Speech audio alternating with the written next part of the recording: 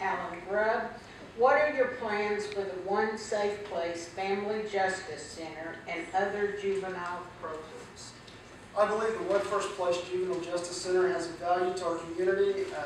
We've not seen it reach its full potential. I think to victims it can reach its full potential under the right leadership. I think it's going to take a lot of upfront time. I believe that will be a great program once it's fully functioning. There's going to be a lot of programs.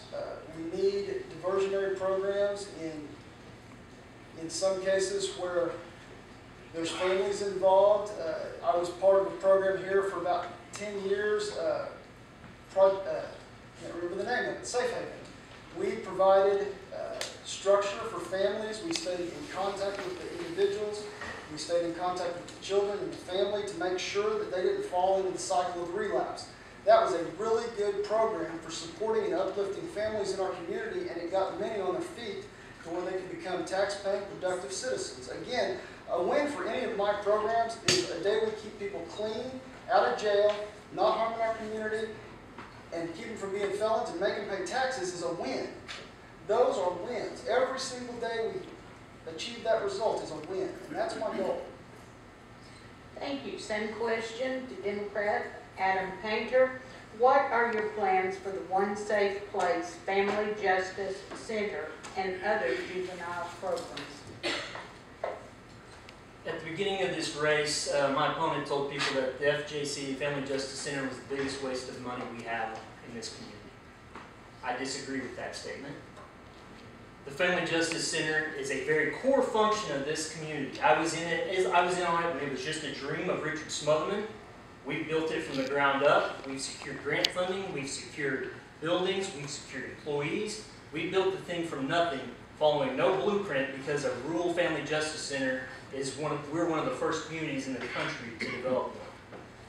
This is a facility that helps victims of rape. It helps victims of domestic violence. It helps victims of child abuse, and it helps victims of child neglect. It is a victim-centered facility. It is not there for addicts to come wandering in for treatment. This is a center for victims to be used.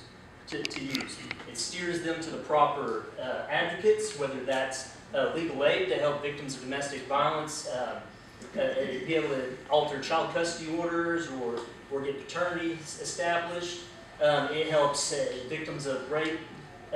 There's SANE nurses, sexual assault nurse examiners, that are there to do examinations for them on rape kits during investigations. It has a forensic interview center where forensic interviewers are able to interview children that are victims of abuse and neglect, get the proper type of interview techniques for police investigations or DHS child welfare investigations.